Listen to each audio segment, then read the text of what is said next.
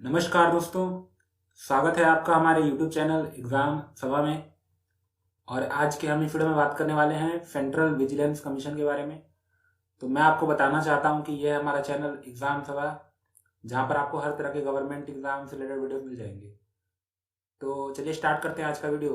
उसके पहले मैं आपको बताना चाहता हूँ कि अगर आप इसी तरह के और वीडियोज़ को देखना चाहते हैं तो आप हमारा जो डिस्क्रिप्शन बॉक्स है उसमें जो लिंक दी गई हैं उन पर क्लिक करके हमारे दूसरी वीडियोज़ को देख पाएंगे। तो यहाँ पे मेरे बारे में कुछ बेसिक इन्फॉर्मेशन दी गई है। चलिए स्टार्ट करते हैं आज का वीडियो। तो आज का जो टॉपिक है वो है सेंट्रल विजिलेंस कमीशन, जिसको शॉर्ट में हम सीवीसी बोलते हैं। तो आज हम सीवीसी के बारे में जानेंगे। तो यहाँ पे एक ब्रीफ इंट्रोडक्शन दिया हुआ है कि the central vigilance commission is the apex vigilance institution. तो ये इंडिया में जो है एपेक्स बॉडी है जो विजिलेंस का काम करता है। और ये जो है आपका free of control from any executive authority, यानी कोई भी एग्जीक्यूटिव अथॉरिटी इसको कंट्रोल नहीं कर सकती है। उसके अलावा इसका एक फंक्शन और भी है कि monitoring all vigilance activity under the central government and advising various authorities in central government organisations. तो ये जो है आपका जो सेंट्रल गवर्नमेंट के अंदर जितने भी ऑफिस आते हैं उनका विजिलेंस करती है। उसके अलावा बहुत सारी सेंट्रल गवर्नमेंट की जो ऑर्गेनाइजेशन है उनके प्लानिंग में, एग्जीक्यूशन में, रिव्यू में और रिफॉर्म करने में भी जो है ये विजिलेंस का काम करती है। तो ये कुछ इंपॉर्टेंट पॉइंट है जो आपको ध्यान में रखने हैं कि जो आपका सेंट्रल विजिलेंस कमीशन है वो एपेक्स विजिलेंस इंस्टीट्यूशन है जो कंट्रोल करता है, जो किसी भी एग्जीक्यूटिव अथॉरिटी के कंट्रोल में नहीं है। इसके अलावा ये सेंट्रल गवर्नमेंट के अंदर जितने भी ऑर्गेनाइजेशन आते हैं उनके ऑफिस का विजिलेंस करता है। उसके अलावा प्लानिंग, एग्जीक्यूशन, रिव्यू और रिफॉर्म करने में भी जो है हेल्प करता है। तो इसकी मदद से आप कह सकते हैं कि जो आपका सेंट्रल विजिलेंस कमीशन है उसका जो मेन काम है वो विजिलेंस करना है, ना कि इम्प्लीमेंट करना। तो ये केवल जो है आपका एक विजिलेंस की तरह काम करता है। उसके बाद कुछ फैक्चुअल चीजें देख लेते हैं कि the CVC was set up by the government in February 1964 on the recommendation of the committee on prevention of corruption act headed by Shri के संथनम। तो ये बहुत आपके लिए इंपॉर्टेंट पॉइंट है कि जो आपका सेंट्रल विजिलेंस कमीशन है वो 1964 में गवर्नमेंट के द्वारा बनाया गया था। और इसको बनाने के लिए जिस कमेटी ने रिकमेंडेशन दिया था उस कमेटी का नाम था committee on prevention of corruption. और इसका जो चेयरमैन थे वो थे श्री के संथनम। तो कभी कभी जो है इसको के संथनम कमेटी भी कहा जाता है। तो आपको इसीलिए के संथनम का नाम याद रखना है, क्योंकि किसी भी एग्जाम में डायरेक्टली पूछ सकते हैं कि जो सेंट्रल विजिलेंस कमीशन 1964 में बनाया गया था वो किस कमेटी के रिकमेंडेशन पे बना था। तो आपका जवाब होगा के संथनम। उसके बाद है आपका कि इन 2003 the parliament enacted CVC act conferring statutory status on the CVC. तो 1964 में इसको एक बॉडी की तरह बनाया गया था, लेकिन इसको जो है 2003 में एक स्टैट्यूटरी स्टेटस दे दिया गया था।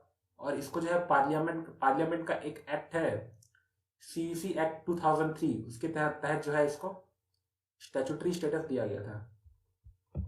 उसके बाद है आपका कि the CVC is not controlled by any ministry और department, it is an independent body which is only responsible to the parliament.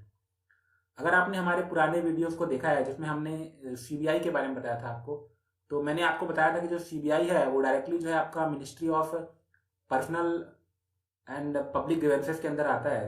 तो आपका ये जो सीवीसी है ये किसी भी मिनिस्ट्री के अंदर नहीं आता, ये आपको ध्यान में रखना है कि आपका जो सीवीसी है वो किसी भी मिनिस्ट्री के अंदर नहीं आता है। और ये जो है एक इंडिपेंडेंट बॉडी है और ये जो है डायरेक्टली रिस्पॉन्सिबल होती है पार्लियामेंट को। तो आपको दो डिफरेंस पता होने चाहिए कि जो आपका सीवीसी है वो एक इंडिपेंडेंट बॉडी है, जबकि आपका जो सीबीआई है वो जो है आपका ministry of personal pension and public grievances के अंदर आता है, जो आपका डायरेक्टली प्राइम मिनिस्टर के अंदर आता है। तो ये आपको ये ध्यान में रखना है। तो जैसा कि आप यहाँ पे देख सकते हैं कि the CVC receives complaints on corruption और मिसयूज ऑफ ऑफिस। तो अगर कोई भी करप्शन से रिलेटेड कंप्लेंट है या कोई किसी ने अपने ऑफिस का मिसयूज किया है तो उसकी कंप्लेंट को जो है सीवीसी में जो है रजिस्टर किया जा सकता है। और जब ये रजिस्ट्रेशन हो जाता है तो उसके बाद जो है अप्रोप्रिएट एक्शन लिया जाता है। तो फॉलोइंग इंस्टीट्यूशन, बॉडीज और a person can approach to CVC. तो कौन कौन लोग हैं जो आपका सीवीसी में अप्रोच कर पाएंगे तो उसमें आपका डायरेक्टली सेंट्रल गवर्नमेंट कर सकती है। अगर सेंट्रल गवर्नमेंट कहती है कि किसी के अगेंस्ट जो है करप्शन का या फिर मिसयूज ऑफ ऑफिस का चार्ज लगना चाहिए, तो उसके हिसाब से जो है सीवीसी उसके अंदर जो है इंटरफेयर करती है। उसके अलावा अगर लोकपाल कहता है तो भी, और फिर आपका कोई अगर विशल ब्लोअर जो होते हैं वो लोग भी जो है इसके लिए रिकमेंड कर सकते हैं। अब एक इम्पॉर्टेंट पॉइंट और भी यहाँ पे दिया हुआ है कि it is not an investigating agency. The CVC either gets the investigation done through the CBI और through chief vigilance officer in government offices. तो जो आपका सीवीसी है वो विजिलेंस खाली करती है, वो इन्वेस्टिगेशन नहीं करती है। तो it is not an investigating agency, ये एक इन्वेस्टिगेटिंग एजेंसी नहीं है। और अगर इसको इन्वेस्टिगेशन करना होता है तो ये या तो सीबीआई के थ्रू करती है, या फिर आपका जो चीफ विजिलेंस ऑफिसर होते हैं डिफरेंट गवर्नमेंट ऑफिस में, उनके थ्रू जो है ये विजिलेंस का काम करती है, इन्वेस्टिगेशन का काम करती है। जबकि विजिलेंस का काम जो है सीवीसी खुद करती है। उसके बाद है आपका कि it is empowered to inquire into offences alleged to have been committed under the prevention of corruption act 1988 by the certain category of public servant.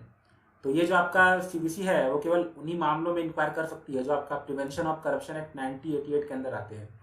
तो सारे करप्शन के केसेस जो 1988 का जो एक्ट है उसके अंदर आते हैं, और इसमें भी कुछ सर्टेन जो है कैटेगरीज हैं पब्लिक सर्वेंट की, उन्हीं पे जो है ये काम कर सकता है। तो ये जो है आपको ध्यान में रखना है कि कौन सा एक्ट है जिसके थ्रू जो है ये अपना जुरिस्डिक्शन रखता है। उसके बाद है आपका कि the Supreme Court in the judgment of Vineet Narayan and others versus Union of India 1997 gave directions regarding the superior role of CVC. तो 1997 में एक केस हुआ था जिसका नाम था Vineet Narayan and union of India. तो इस केस में सुप्रीम कोर्ट ने जो सीबीआई है उसको केस डेपेरेट कहा था, और उन्होंने कहा था कि जो सीवीसी है वो एक सुपीरियर रोल प्ले करेगी आगे आने वाले करप्शन के केसेस में, जब का प्रिवेंशन ऑफ करप्शन एक्ट 1988 के अंदर आएंगे। तो ये जो 1997 का जो आपका केस था उसके थ्रू जो है एक ऑर्डिनेंस पास किया जाता है उसके बाद 1998 में, और जो आपका सीबीसी है उसको एक स्टैट्यूटरी स्टेटस दिया जाता है। और जो भी डीएसपी जो आपका एक्ट था 1946 का, उसके अंदर जो पावर जो है सीबीआई को मिली हुई थी प्रिवेंशन ऑफ करप्शन एक्ट 1988 के रिगार्डिंग, उसको जो है सीबीसी को दे दिया जाता है। तो ये भी जो है आपको ध्यान में रखना है। लेकिन आपका जो ऑर्डिनेंस है 1998 में पास होता है, लेकिन इसको जो है स्टैट्यूटरी स्टेटस जो है 2003 में एक एक्ट आता है the central vigilance commission act 2003, उसके थ्रू जो है इसको एक स्टैट्यूटरी स्टेटस दिया जाता है। उसके बाद क्या होता है कि इन 2013 the parliament enacted the Lokpal and Lokayukta act 2013। तो आपका जो 2013 में एक और एक्ट पारित होता है जिसका नाम था लोकपाल एंड लोकायुक्त एक्ट 2013। तो इस एक्ट के थ्रू क्या होता है कि जो सेंट्रल विजिलेंस कमीशन है उसको जो है प्रीलिमिनरी इंक्वायरी करने के लिए पावर दी जाती है। उसके अलावा जो लोकपाल है वो भी चाहे तो कंप्लेंट को किसी कंप्लेंट को जो है सीबीसी को रेफर कर सकता है। अब कुछ इंपॉर्टेंट पॉइंट देख लेते हैं जो आपको जानना जरूरी है विद रिगार्ड टू सीबीसी। तो पहला पॉइंट ये है कि मल्टी मेंबर कमीशन है जिसमें आपका एक चीफ विजिलेंस कमिश्नर होगा जिसको चेयरपर्सन भी बोलते हैं, और not more than 2 vigilance commissioner. तो आपका एक जो है चेयरमैन होगा जिसको सेंट्रल विजिलेंस कमिश्नर बोलते हैं, और आपका 2 जो है विजिलेंस कमिश्नर होने चाहिए मिनिमम। तो आपका ये 2 जो है ये मैक्सिमम है, इससे ज़्यादा जो है नहीं हो सकते। उसके बाद है आपका the central vigilance commissioner and the vigilance commissioner are appointed by the president. तो आपका ये जो कमिश्नर है ये प्रेसिडेंट के द्वारा अपॉइंटेड किए जाते हैं, और इसको अपॉइंट करने के लिए कमेटी होती है जो रिकमेंडेशन देती है। तो इस कमेटी में कौन कौन होते हैं एक बार देख लेते हैं। तो prime minister as a chairperson होते हैं। उसके बाद मिनिस्ट्री ऑफ होम अफेयर के जो हेड होते हैं मिनिस्टर ऑफ होम अफेयर। उसके बाद जो लीडर ऑफ अपोजिशन होते हैं in the house of the people, यानी कि लोकसभा में जो आपके लीडर ऑफ अपोजिशन होते हैं वो भी जो है इसके एक मेंबर होते हैं। तो टोटल 3 मेंबर होते हैं जो रिकमेंड करते हैं कमेटी के थ्रू, और वो जो है प्रेसिडेंट को रिकमेंड करते हैं। उसके बाद जो है प्रेसिडेंट अपॉइंट करते हैं आपका सीबीसी को। अब देखेंगे कि इनका टर्म कितना होता है। तो जो आपका सेंट्रल विजिलेंस कमिश्नर होते हैं और उनके अलावा जो 2 मैक्सिमम विजिलेंस कमिश्नर होते हैं उनका जो मैक्सिमम टर्म होता है वो होता है 4 साल का। तो जिस डेट को वो ज्वाइन करते हैं उसके 4 साल तक जो है उनका टर्म होता है। उसके बाद अगर एक और क्राइटेरिया है कि अगर वो एज 65 अचीव कर लेते हैं इस टर्म के पहले, तो भी जो है उनका जो है टर्म खत्म हो जाता है।